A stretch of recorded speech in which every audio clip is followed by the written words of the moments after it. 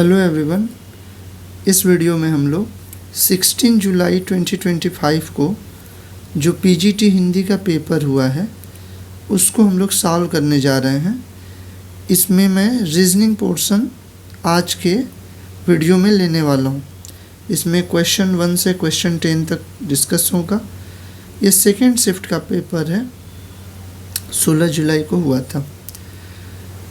इस पेपर का पीडीएफ आपको चाहिए तो आप वो डाउनलोड कर सकते हो इस टेलीग्राम चैनल से। टेलीग्राम चैनल में अप्रैल मई जून अप्रैल के भी ये देख सकते हो पेपर है, मई का है, जून है, जुलाई, एकदम रिसेंट तक पेपर है। जो भी मुझे मिल पाया है वो सारा मैंने इसमें डाल दिया है। और कुछ लोग अभी 16 जुलाई और अदर पेपर्स का भी कर रहे थे, बायोलॉजी के पेपर का। जैसे ही मुझे मिलता है उसको मैं इस टेलीग्राम ग्रुप में अपडेट कर दूंगा। तो आइए इस लेक्चर को स्टार्ट करते हैं। इस लेक्चर में क्वेश्चन 1 से क्वेश्चन 10 तक हम लोग डिस्कस करेंगे। तो पहले क्वेश्चन को रीड करते हैं। काफ़ी लंबा चौड़ा क्वेश्चन दिख रहा है बट मैं शार्ट में आपको बता दे रहा हूँ क्या क्वेश्चन में बोला जा रहा है। बोला जा रहा है कि एक्स कोई नंबर है, इसका 68 के साथ जो भी कनेक्शन है वैसा ही कनेक्शन इधर भी होना चाहिए 12 का वाई के साथ। ऐसे दो नंबर एक्स और वाई आपको बताने हैं। तो देखो क्या है, 68 के आसपास का कोई नंबर आपको पता होगा, फेमस नंबर 64 पता होगा। आपको पता है क्या कि 64 + 4 64 उसका स्क्वायर है 8 का, राइट। तो 64 में 4 ऐड करने से ये 68 आ जा रहा है। यानी कि x की पॉसिबिलिटी है कि x आपका 8 वगैरह रहा हो, ताकि 8 से 68 का कनेक्शन दिख रहा है आपको, राइट। अब ऐसा ही कनेक्शन यदि मैं इधर सोचूं 12 के साथ, तो ये 8 से 68 कैसे आया, 8 का स्क्वायर + 4। तो ऐसे इधर कर लो आप 12 का स्क्वायर + 4। तो आपको समझ में आ रहा है x और y की पॉसिबिलिटी। ये x दिख रहा है, ये y दिख रहा है। तो 8 और 148 कोई दिख रहा है क्या ऑप्शन में? थर्ड ऑप्शन करेक्ट है। सेकंड पे आ जाते हैं। सेकंड क्वेश्चन में कहा जा रहा है कि इसमें 3 आर अलाइक, इसमें 3 एक जैसे हैं, 4 में से कोई एक अलग है। जो अलग है वो पहचानना है। कौन सा ऐसा है जो does not belong to group, इस ग्रुप का नहीं। तो इसमें आप ऐसे देखो, जैसे पहला वाला दिया हुआ है, इसके आप V पे फोकस करो और R पे। V और R में क्या गैप है? V और R में R के बाद आता है S, S के बाद T, T के बाद U, उसके बाद V आता है। यानी R और V के बीच में 3 लेटर है। ऐसे ही आप आ जाओ HT और CU में। इसमें क्या दिख रहा है? O और T के बीच में कौन कौन से लेटर है? MNO, P, Q, R, S, यहाँ 4 लेटर्स हैं। आगे आप देखोगे तो 4 लेटर्स नहीं है किसी में भी। देखो MY और IU में देखोगे आप तो U के बाद V, W, X, यह 3 ही लेटर है। चौथे में भी देखोगे W और S में, इसमें लास्ट वाले में देख रहे हैं ना हम लोग, तो S के बाद T, U, V। तो यहाँ सब में 3-3 लेटर है। एक यही है जिसमें 4 लेटर दिख रहे हैं O और T के बीच में, तो यही आड वन है, एक अलग टाइप का है।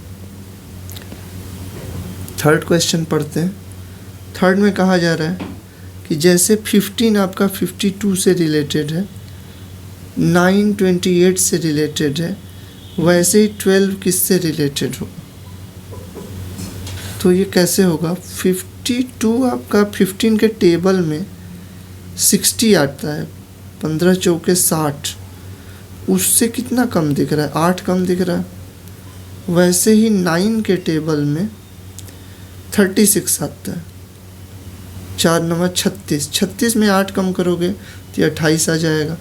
सेम लॉजिक से 12 से जाओ, 12 के टेबल में 12 चौक 48, 48 में से 8 घटा दो 40, तो ये फोर्थ ऑप्शन हो जाएगा। नेक्स्ट क्वेश्चन है, सीटिंग अरेंजमेंट को लेके है। पीपल आर सिटिंग इन ए रो बोला जा रहा है और फेसिंग नॉर्थ बोला जा रहा है कि लोग एक रो में बैठे हुए हैं और नॉर्थ की ओर फेस करे हुए हैं, यानी कि इस तरीके से ऐसे फेस करके बैठे हुए हैं।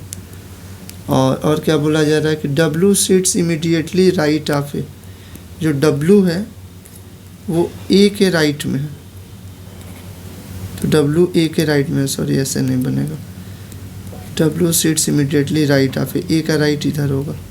ओके, इसके बाद क्या बोला जा रहा है, इसके बाद बोला जा रहा है R seats third to the left of S होगा कहीं, इसके लेफ्ट में जाना है, पहला प्लेस, दूसरा प्लेस, तीसरे प्लेस पे R बैठा हुआ है, R seats third to the left of S। फिर क्या लिखा हुआ है, only 2 people seat between W and R। अब W एंड R के बीच में भी ये लाइन बना दो, इसके बीच में 2 लोग हैं बस, W और R के बीच में, ऐसा बोला जा रहा है कि W और R हो गया आपका। अब बोला जा रहा है आगे कि no other person is sitting in the row, इस वाले रो में, पंक्ति में कोई दूसरा पर्सन अब नहीं बैठा है। अब आप बताओ कि what is the total number of person seated, कितने लोग बैठे हैं, 1 2 3 4 5 6 7 8, 8 लोग बैठे हैं, 8 है क्या? यस, सेकंड ऑप्शन करेक्ट है। फिफ्थ क्वेश्चन पे आ जाते हैं। फिफ्थ में देखो बोला गया है, पहले इन नंबर्स को लिख लेते हैं। फिफ्थ में बोला गया है कि डिवीज़न और प्लस को आपस में बदल दीजिए, तो जहाँ डिवीज़न है वहाँ प्लस लिख दीजिए, जहाँ प्लस लिखा है वहाँ डिवीज़न लिख दीजिए। तो कहाँ डिवीज़न लिखा है, यहाँ पे लिखा है, तो इसको प्लस कर दो आप, और कहाँ पे प्लस लिखा है, यहाँ लिखा है, इसको डिवीज़न में बदल दो। नेक्स्ट पढ़ते हैं क्या लिखा है, माइनस और इंटू को इंटरचेंज कर दीजिए। तो देखिए यहाँ इंटू है तो यहाँ माइनस कर दीजिए, और यहाँ माइनस है तो यहाँ इंटू कर दीजिए। अब इसको सॉल्व करके बताना है कितना आएगा, तो ये आ जाएगा ये वाला, तो 3 हो जाएगा, 3 3 जा 9 हो जाएगा, और 44 4 48 में से 9 घटाना है, तो 8 घटा दोगे तो 40, और एक और घटा दोगे 39, ये करेक्ट है। क्वेश्चन 6 पे आ जाते हैं। बोला जा रहा है कि इसमें 3 आर अलाइक, 3 एक जैसे हैं, कोई इसमें ऐसा है जो वैसा नहीं है ग्रुप में जैसे बाकी 3 है, अलग है, उसी को पहचानना है, 8 वन आउट को पहचानना है। तो इसमें भी आप देखो कुछ पैटर्न दिख रहा होगा लेटर्स के बीच में,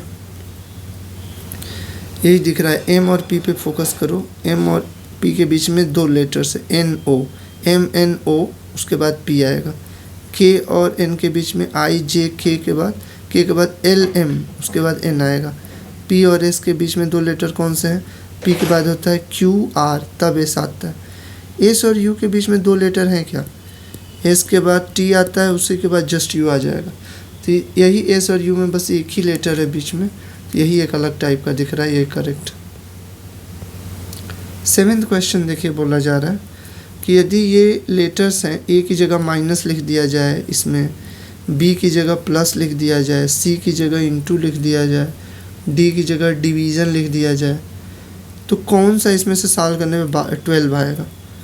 तो अब ये देखिए क्वेश्चन थोड़ा लेंदी होता है, इसमें पहला ऑप्शन बाई चांस करेक्ट है, लेकिन अंतिम ऑप्शन होता तो सारा करके देखना पड़ता, शुरू में ही 12 आ जाएगा। तो करके देखते हैं, 8 ए की जगह माइनस लिख दिया, 8 - 2, बी की जगह क्या लिखना है, देखो प्लस लिखना है, +4, 4 के बाद सी लिखा है ना, सी की जगह इंटू लिखना है, उसके बाद 3 है, 3 के बाद क्या है, डी, डी का क्या मतलब है, डिवीज़न, फिर 2, इसको सॉल्व करते हैं।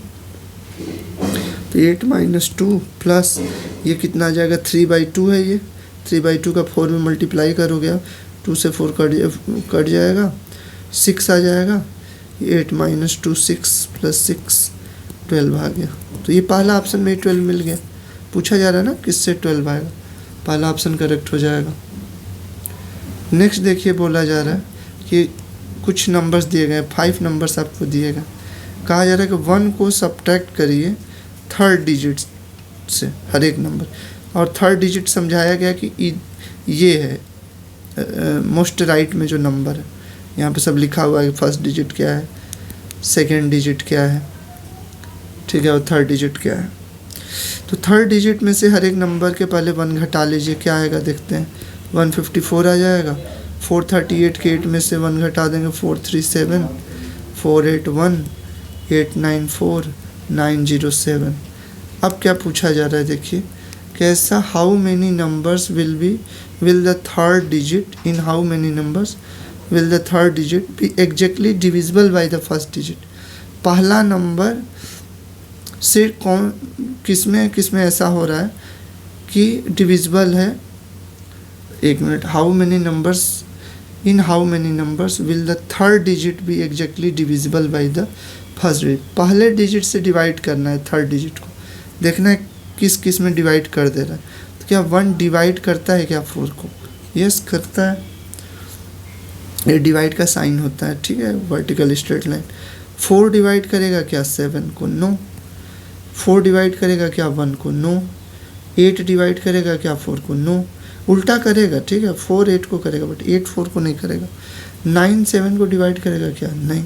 एक ही बार ऐसा हो रहा है कि फर्स्ट डिजिट से लास्ट डिजिट में डिवीज़न करें तो वो डिवाइड कर देगा, यानी रिमाइंडर 0 दे देगा। ऐसा केवल एक नंबर में हो रहा है, पहला ऑप्शन करेक्ट हो जाएगा। 9th क्वेश्चन पढ़ते हैं। ये आपका इसमें डायरेक्शन सेंस वाला क्वेश्चन है।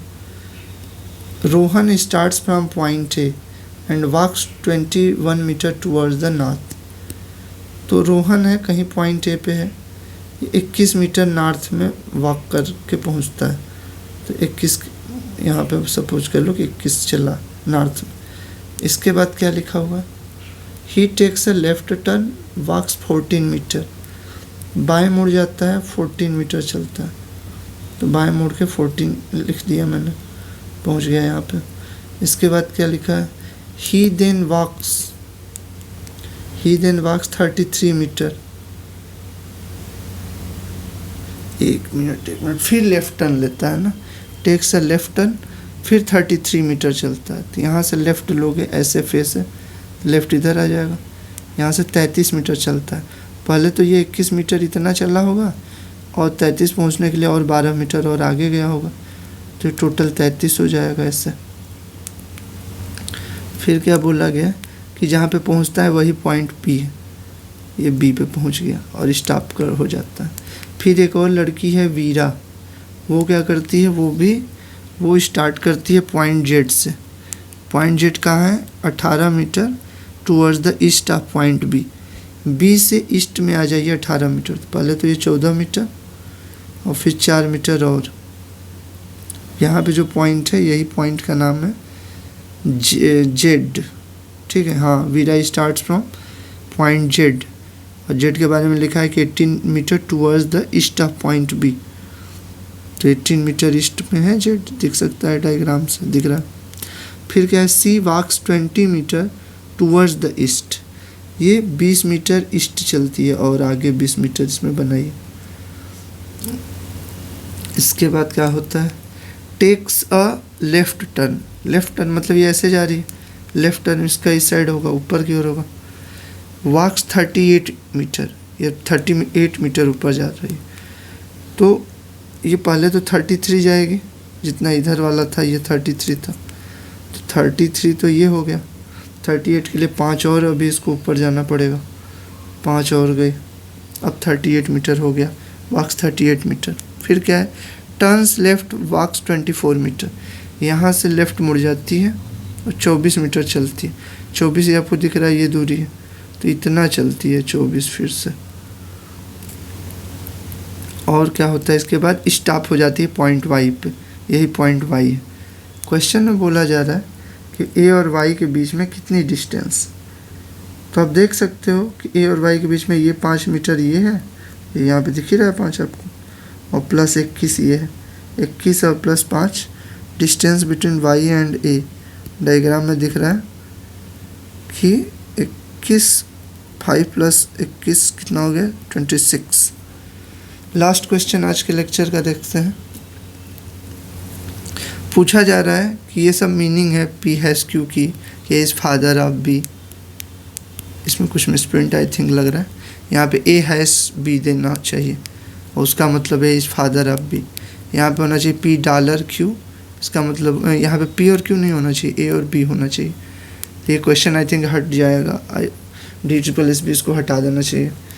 ये मतलब पी और क्यू यहाँ लिखा है ना, तो इसमें भी पी और क्यू ही होना चाहिए ना। फिर एक तरफ पी और क्यू, एक तरफ ए और बी, कैसे आप दे सकते हो? फिर भी हम लोग यहाँ ए और बी ही लेके समझ लेते हैं। क्वेश्चन देखो लास्ट में क्या पूछा है, D is the wife of brother. तो आप एक चीज़ पहले समझो इस क्वेश्चन करने के लिए कि यहाँ पे वाइफ, ब्रदर और हस्बैंड का कॉन्सेप्ट इन्वॉल्व है। ये सब एक ही जनरेशन के लोग होते हैं। तो हस्बैंड, वाइफ, ये सब एक जनरेशन वाले लोग हैं ना, सेम एज के लगभग रहते हैं। ब्रदर, सिस्टर, ये सब सेम जनरेशन के लोग हैं। ये मैं आपको ट्रिक से करा रहा हूँ। और मदर, फादर, अंकल, ये लोग एक जनरेशन के होते हैं। तो यहाँ पे क्या है ना क्वेश्चन में कि आप देखो एक ही जनरेशन के में रिश्ता होना चाहिए। डी इज़ वाइफ है, तो जिसकी भी वाइफ है उसी जनरेशन का वो व्यक्ति रहा होगा। और किसकी है, ए के ब्रदर की, तो ए भी उसी जनरेशन का रहा होगा। ये डी के ही सभी लोग ब्रदर और वाइफ और हस्बैंड सब एक ही जनरेशन के रहे होंगे ना। तो आप बस ये देखो किस ऑप्शन में सेम जनरेशन मेंटेन रहता है। एट द रेट आपका क्या मतलब था, ब्रदर था, सेम जनरेशन है। डॉलर का क्या मतलब है, मदर, जनरेशन गड़बड़ हो गया ना, एक जनरेशन ऊपर चला गया, तो ये ऑप्शन नहीं होगा। सेकंड में आ जाते हैं, मतलब यहाँ पे गड़बड़ हो गई। और आगे भी आप देख सकते हो, हैश वाला क्या है, हैश फादर है, ठीक है। मदर फादर एक जनरेशन के हैं, और ये वाला एट द रेट ऑफ वाला ब्रदर, तो ये ऊपर नीचे जनरेशन में कनेक्शन आएगा इससे ना। ये कभी भी वाइफ ब्रदर हस्बैंड वाला रिलेशन इससे नहीं आ पाएगा। इसका मतलब है सिस्टर, ये तो ठीक है। ग्रेटर का मतलब है हस्बैंड, ये भी सेम जनरेशन में ही है। और डॉलर का मतलब था मदर, यहाँ पे देखो गड़बड़ हो गया। तीसरा ऑप्शन देखते हैं, एट द रेट में ब्रदर, इसका मतलब है सिस्टर, ग्रेटर का मतलब है हस्बैंड। तो आप देख सकते हो ना, सब एक ही जनरेशन के इसमें, ब्रदर और सिस्टर और हस्बैंड, ब्रदर सिस्टर और हस्बैंड एक ही जनरेशन के होते हैं। यही ऑप्शन होने के चांस है, इसमें गलत नहीं दिख रहा है। और एट द रेट वाले में क्या है, ये लास्ट वाले में एट द रेट का मतलब ब्रदर, यहाँ ठीक है। एक्सक्लेमेशन मार्क का मतलब सिस्टर है, ये भी ठीक है। हैश का मतलब फादर है, यहाँ पे जनरेशन गड़बड़ हो गया, ऊपर नीचे का जनरेशन आ गया, तो ये भी नहीं हो सकता, इसीलिए सी ऑप्शन होगा। अच्छा, सी ऑप्शन को आप दूसरे वे से भी कर सकते हो। देखो A at the rate of B का क्या मतलब था, देखो A is brother of B लिखा था, तो A is brother of B ऐसे बना दिया। ब्रदर मतलब बराबर का रिश्ता है, एक ही जनरेशन का है, और ब्रदर मतलब पॉजिटिव है, भाई मेल है। इसके बाद बी एक्सक्लेमेशन मार्क, सी का क्या मतलब है, देखो यहाँ लिखा हुआ है यहाँ पे कि सिस्टर, इसका मतलब कि बी इज सिस्टर ऑफ सी, तो बी सिस्टर हो गई है, लेडी रही होगी, सिस्टर ऑफ सी। इक्वल लगा देना है ताकि पता चले कि सेम जनरेशन के लोग हैं। इसके बाद सी ग्रेटर देन डी का क्या मतलब था, सी इज हस्बैंड ऑफ डी, ये मतलब था। तो सी इज हस्बैंड मतलब मेल है ये, और डी वाइफ है, तो वाइफ और हस्बैंड के बीच ये डबल एरो लगाया जाता है। अब इसमें आप देख सकते हो कि ए और डी में क्या रिश्ता है। ये सी क्या है, ए का भाई है, यहाँ से समझ में आ रहा है। तो डी किसकी पत्नी है, ए के भाई की पत्नी है, ठीक है, यही लिखा भी है कि D is wife of A is brother. तो डी वाइफ है सी की, और सी क्या है, ब्रदर है ए का, तो D is wife of brother of A. Stop करते हैं इसमें।